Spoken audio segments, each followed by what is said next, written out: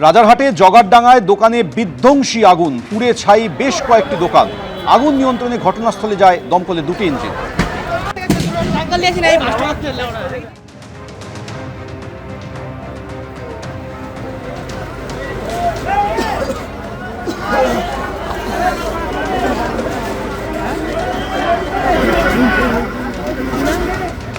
রাজারহাটে জগারডাঙ্গার ঘটনা, যেখানে দোকানে বিধ্বংসী আগুন লাগে পুড়ে ছাই হয়ে গিয়েছে বেশ কয়েকটি দোকান। আগুন লাগার খবর পেয়ে ঘটনাস্থলে ছুটে আসে দমকলের দুটি ইঞ্জিন।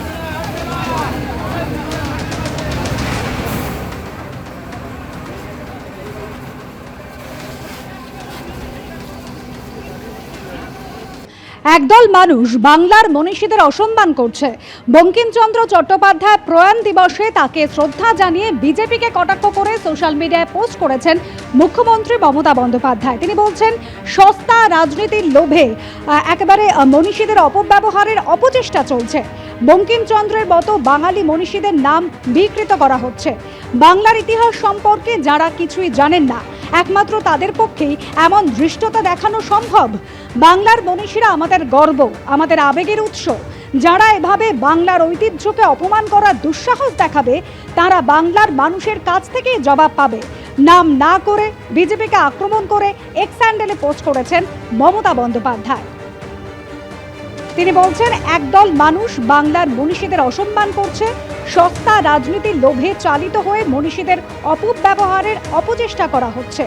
বঙ্কিমচন্দ্রের মতো বাঙালি মনীষীদের নামও বিকৃত করা হচ্ছে। বাংলার ইতিহাস সম্পর্কে যারা কিছুই জানেন না, একমাত্র তাদের পক্ষেই এমন ধৃষ্টতা দেখানো সম্ভব। বাংলার মনীষীরা আমাদের গর্ব, আমাদের আবেগের উৎস। এভাবে বাংলার ঐতিহ্যকে অপমান করার দুঃসাহস যারা দেখাবে, তারা বাংলার মানুষের কাছ থেকেই জবাব পাবে। নাম না করে এভাবে বিজেপিকে আক্রমণ সারিয়ে এক্স হ্যান্ডেলে পোস্ট করেছেন মমতা বন্দ্যোপাধ্যায়।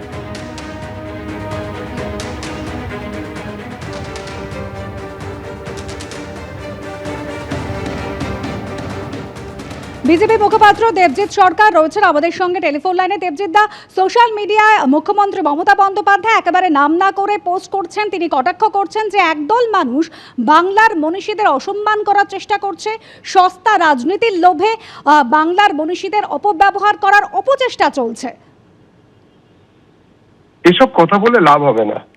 কারা বাংলার মনীষীদের বারবার অপমান করেছেন এবং কারা বাংলার মানুষদের ক্ষতি করেছে গত ১.৫ দশক ধরে, সেটা বাঙালি জানে। সিধুবাবু, কানুবাবুর যারা বংশধর তারা এসে গেছেন, ডহরবাবু কোথায়, তার লোকেদেরও ডাকো মঞ্চের মধ্যে। এবং মাঝে মাঝেই অদ্ভুত অদ্ভুত সব ঘটনা, কিডস পায়রন, গান্ধীজি এবং রবীন্দ্রনাথ মাঝে মাঝে একসঙ্গে ফলের রস খেয়েছেন, এবং আরো অনেক কিছু আছে। আমরা এইসবের মধ্যে যেতে চাই না। বাঙালি এখন আর এইসব নিয়ে আগ্রহী নয়। বাঙালি এখন অর্জুনের লক্ষ্যভেদ করতে চায়। ২৬-এর নির্বাচন, তৃণমূলের বিসর্জন। ভোটের দিন আসবে, তৃণমূলকে সরিয়ে বিজেপিকে আনতে হবে। একমাত্র বিশ্বাসযোগ্য বিকল্প বিজেপি। ধন্যবাদ।